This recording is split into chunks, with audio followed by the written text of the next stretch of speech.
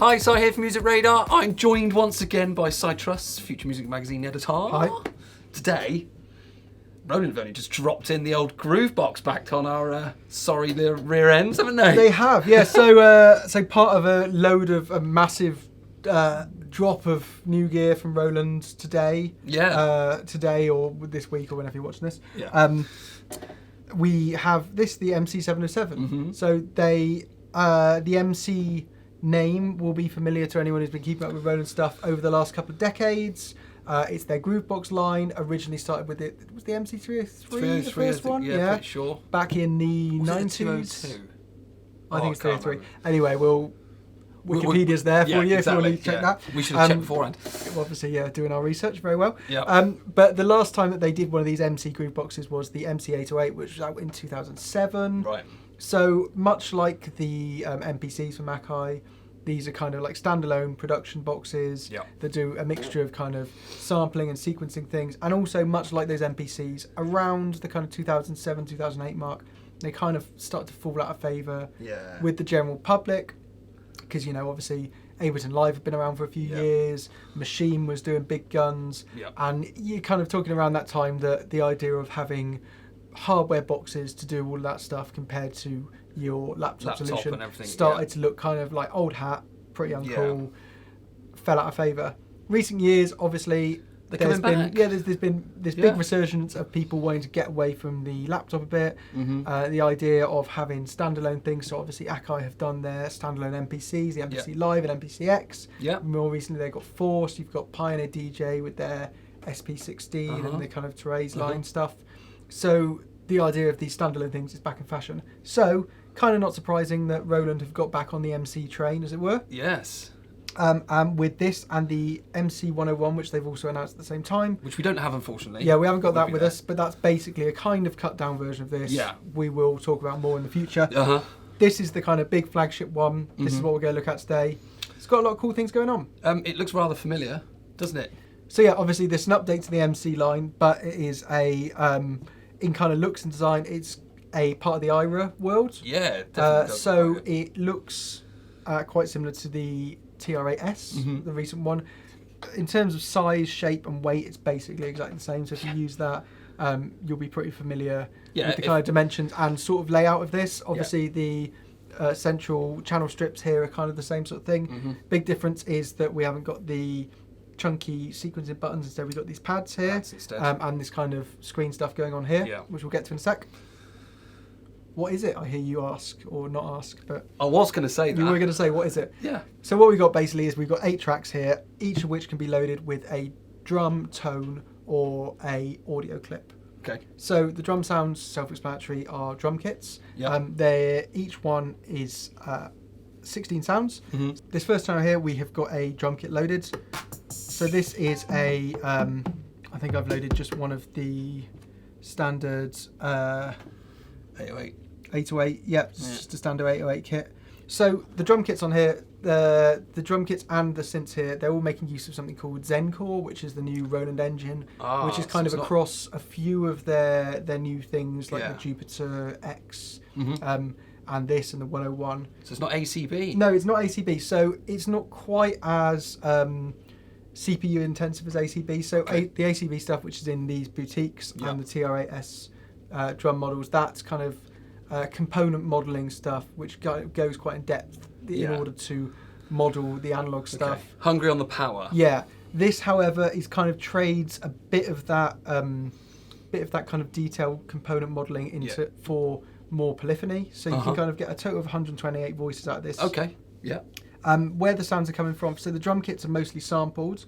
Then the synths are using a mixture of virtual analog synthesis and kind of PCM sampling. We'll get to that in a second. Okay. But the drum kits basically, most of them sound really good. So as you can hear, I've got like this classic 808 here. Let's hit play. Sample kit, classic 808. Yeah. It's samples, but sounds pretty great. I've got another drum kit on this one here. Let's fade this up. This is more just a, I can't remember what it's called. It's like drum bass kit 1 or something like that. Yeah. There's a ton of sounds in here, so I think it's over 80 or 90 drum kits, and then in the hundreds of synth sounds and things like that.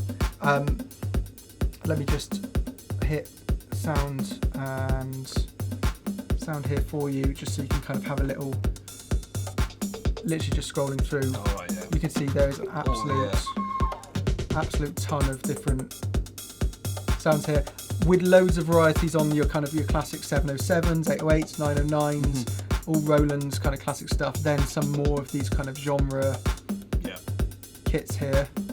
So let's go back to where these drum bass kits are. So yeah, there's a ton of drum sounds. On the whole, I really like the sound of all of them. Yeah. You do get quite a bit of editing. So if we go sound edit here again, you can see I'm kind of going through each of these drum sounds. We've got tuning parameters, we've got kind of release. We can send each one by different amounts to the master reverb send, another thing we'll get to in a second. Oh, that's cool. Yeah, so there is a decent amount of variety in there. Also, you can upload your own sounds by USB. So you can use standard use your own samples for these drum kits. You can also use your samples for the tone kits, which are these melodic ones here. So I've got a little melodic line here. So this is just a stab from a Juno, I think it is, or something like that. And you'll see this here is our little kind of synth engine thing we've got going on here. You're using oscillators, which are a mix of, as we kind of mentioned, virtual analog and PCM sounds. And then you've got this kind of filter, amp, EQ, and an effect at the end. Very descriptive screen. It's all very self-explanatory on like the signal flow. You know exactly what's going on. Quite a nice little layout. Obviously, you can see you've got some like some envelopes and LFOs and things there to kind of get things mixed up. So it's quite a powerful little thing. Again, the sounds, like we said, it's not the ACB stuff, so you're not talking the really complex, detailed emulations that you get in some of these. But there's a lot of good sounds in here. I'm not going to bother going through loads of presets because there's an absolute ton of them. But just to give you my vague impressions from playing with this for a few days, there's a lot of really nice sounds, particularly the ones that kind of derive from Roland's, kind of, your Junos, your Jupiters, your 101s, things like that. So there's like a good variety of sounds, even if it's not quite the depth of the kind of dedicated emulations there. No, go ahead. So, third type of track is our looper track, which is audio looping. Let's go. I'm gonna hit pause here a second so I can just show you how the arrangement stuff here works here quickly, to just kind of do an intro of that. You see this grid here. Basically, this uses a system of clips. Not a million miles away from something like the clip launcher and Ableton Live. Anyone who uses that will be familiar. We've got our 8 tracks along here, each of which can be filled with up to 16 clips. Which you can then trigger either individually using the clip mode with the pad here, or kind of as scenes here. So again, kind of similar to that kind of clip launcher thing. What we're going to do here, we've got our JU06A, which is the newly updated boutique, which we're not reviewing here, but is actually, I really like. Awesome. Really rate this. That's what the A stands for. Yeah, personally my favourite of the boutiques so far, I think. Ditto. We're not talking about that for the moment, but what we are going to do is we're going to take this kind of generic little house groove we've got here, and we've got a little sequence going on here. So what I'm going to do is hit input here. We're on this 4th track here. Hit input, and then I'm going to just raise the volume here.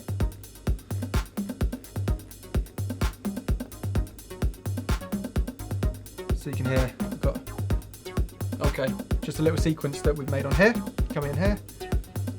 And on this 4th track here, let's select this 4th track. We're going to go to clip mode, hit record, and then I've kind of set this up already to automatically record a kind of a 4-bar loop here. So we're just hitting that, capturing it.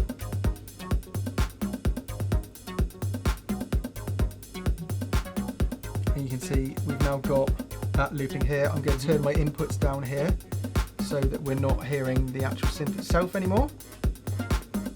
And then turn this up here. There we go. We've got a nice little loop. What can we do with this now then? So we can change the pitch here. So say I want to pitch it down there. We can reverse it. And then we've got a little effects thing here, so we can send it to a bit of reverb. We can go deeper than that though. This is just kind of our top level controls. by going into our sound edit here. And here we've got a little kind of sample editor here, which I'm not going to start tweaking. Okay. But you can. But you can. Yeah. And we've got kind of various clip settings, things like that. And then this multi-effects here. So I'm going to talk about this for a second, because one of the places that the MC707 really shines for me, like one of my favourite things about it is the effects, range of effects on board. Yeah. So you've got multi-effects on all of the channels, plus we've got master effects here, and on the master effects we've got delay, reverb, and then we've got a multi-effect as well. The multi-effects on the master and delay can kind of draw from the same list of, I think it's over 90 or something effects. So let's start just going through. You've got kind of EQs, compressors, cool filtery things, slightly weirder things, lots of phasers, tremolos, pans, chorus, rotary things, a variety of distortions, variety of delays, a variety of reverbs. You can see as we're going through, it's kind of a sort of it kind of comes across a bit of as a greatest hits of like all of the effect things in recent Roland things, and yeah, there's loads of them. They sound really good, and it's actually one of the really powerful things. Like I said, we've got then on this master track here, we've got a multi-effect again. Let's go edit. We've got a filter. We can sweep the filter there. We've got then, along with the master, that multi-effect, we've got a master compressor. We've got a master EQ. We've got our delay and reverb sends, which we're always sending tracks to. Like I said, individual drum sounds can be sent to the delay and reverb by varying amounts. So yeah, it's really powerful on the effect front. Also, we're talking about, you have got the scatter effect here again, which in the infamous scatter effect. Yeah, infamous scatter effect, which I'm not going to go into too much detail. I'm not going to demonstrate it now because it's kind of does some quite complex things. Scatter is, anyone who's got like one of the older era things will be aware of scatter. When it first appeared on like the first generation TR8, I wasn't that bothered by it personally. Kind of found it a bit like a just sort of slightly generic beat repeat thing. It does do some much more interesting stuff on here, so it's kind of developed over the years to the point where now some of the effects you can achieve with it when you start playing and getting deep are kind of some weird like kind of granularly type things. Yeah. But I think actually it works. Getting useful. So it works particularly well with the MC707 here, because you've got the ability. So obviously this clip, this looper clip here, we've recorded from an external thing. Yeah. We can also resample from other tracks. Okay. So that's quite cool. With the complex multi-effects and the scatter, it's pretty fun to build yourself a loop, then like resample that with a load of weird and crazy effects, so that you can start getting quite cool and experimental with that. Yeah. Gonna stop this for now.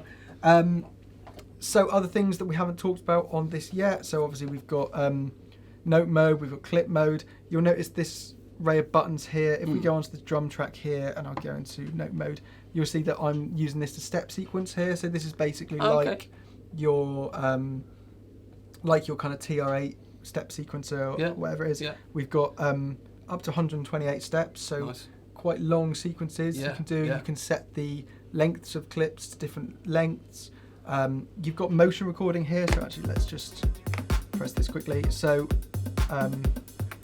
we listen to this. I've got filter going on here. Motion recording, I can just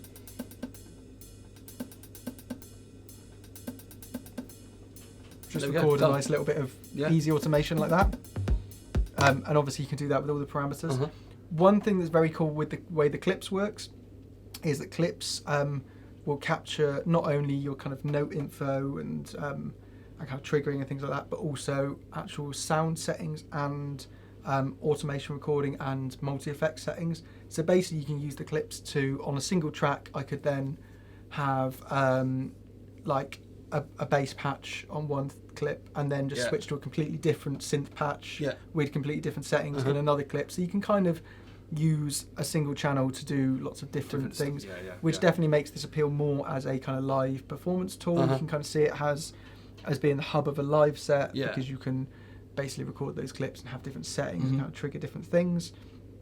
You have got also on the back here, What's going on? So we've got our external inputs here that we've been using to sample. You've got your main outputs. You've got one assignable out, and then you've got ins and outs for an effects loop, an external effects loop. Okay, yeah. That's a really nice touch. Cool. So that kind of goes in on the track level before, kind of after master effect and before track reverbs. So that's another really nice touch. So you can get your effects pedals or something, or your external build some hardware. chains there. Again, cool. another good tool for live performance. There's, like I said, only one assignable output, so it's not kind of full outs for everything. No, right. What this does do, though, is you can connect it up to a computer and stream audio via USB, which is nice. So there's no kind of, in terms of arrangement and stuff, there's no song mode or kind of overall arranger thing to kind of export full tracks. But because you can do that USB audio, there's a nice, easy bridge to getting things you create on this into a DAW. Yeah. Similarly, it's kind of, you can use that audio to record back into this. Yeah. So basically you can get a project up in, Ableton Live or Logic or whatever, and then sample that into this, or you can kind of create clips and build a live performance thing out of that. Yeah. So there is, quite a lot of cool stuff going on. Flexibility is the aim of the game here. Yeah, so some negative points. Yep. We've talked a lot about the looper tracks and the audio on there. What this can't do at the moment is you can't do any kind of one-shot sampling essentially into it. So like I said, there's a kind of editor for the clips where you can kind of adjust the lengths and things like that. But what you can't do is say, I can't hook this up to a vinyl turntable, grab a horn stab and then sequence that. Yeah. Which is a bit of a shame compared to kind of some of the MPCs and things like that. Yeah. There's no loop slicing either, so you can't record a drum loop from an external source and then slice that up. Right. I've spoken to Roland, kind of had a chat with some product experts from Roland earlier in the week, and they kind of alluded to the fact that these are all things that are quite high up the roadmap. So hopefully we'll see them in updates. Yeah. The other kind of little things, as you can see, the screen is it's quite small. It's not the kind of high quality touch screens that you get on some other devices. Which kind of does result in quite a lot of menu diving. You might have noticed as we've been going through, there's a lot of shift presses involved in navigating this. It's not that it's not too confusing or too badly designed or anything like that. And actually, that kind of does have the plus point of, because of that, you do feel a bit more like it's like a hardware experience. It's more emphasis on the faders and the rotaries and tweaking things. But to make deeper edits and change settings, you are going to have to get used to a lot of shift pressing and quite a lot of sub-menu diving. So, there's that. Not necessarily a massive negative, but something to be aware of.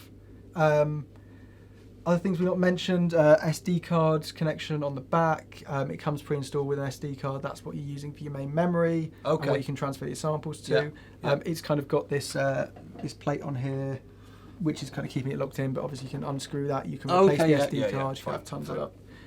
Expand your memory. Safety, like that. Two MIDI outputs and a MIDI input, so you can sequence external gear like we've been doing with this. Yes, that's good. You can obviously send MIDI out of it to do that. And that's kind of covered the most of what's going on here. So a centerpiece, you'd imagine, would kind of demand a centerpiece price. Yeah, I'm not sure what the UK price is. The US RRP is $999. Okay, it's $1,000. So it's not going to be too different, is it? And you knowing what US RRPs are like, or MSRPs or whatever it is, it's probably going to be down a bit of. Yeah, street price is going to be completely different. So probably a bit more than TR8S, but that makes sense. Quite a reasonable price, I think, for what you're getting here. Like I said, there's a couple of negative points, particularly on the sampling and things like that, where I kind of wish it could do certain things. Yeah. But in general, really like this. Kind of really welcome return for the MC line. Yeah. A lot of fun you can do. You can plug it in, and I can kind of imagine how it would make the centerpiece of a bigger setup or a live set or things like that. And particularly with the effects and things like that, there's a lot to like about it. So it seems like it's a very immediate thing, and doing what Grooveboxes were kind of almost designed to do, which was just to be very immediate, have everything there, a great tool to learn on as well as expand out of, and all this sort of stuff. And sound-wise, like we said, it's not the kind of sound isn't quite the pinnacle of what Roland do, but a real kind of generous range of sampled sounds And the synth hands, there's a lot of nice sounds in there. Yeah. Definitely enough to get your teeth into. And you can mangle the rubbish out of them with all the effects anyway. Yeah, so and the fact that you can upload your own samples to use both as instruments and drums is a cool touch. Cool. Cool. Thanks, Si. Thanks very much for that. Be sure to like, subscribe, comment, share wherever you're seeing the video right now. Do check out musicradar.com for all the latest news, reviews and tutorials. And of course, Future Music magazine is on sale now, so go and get a copy.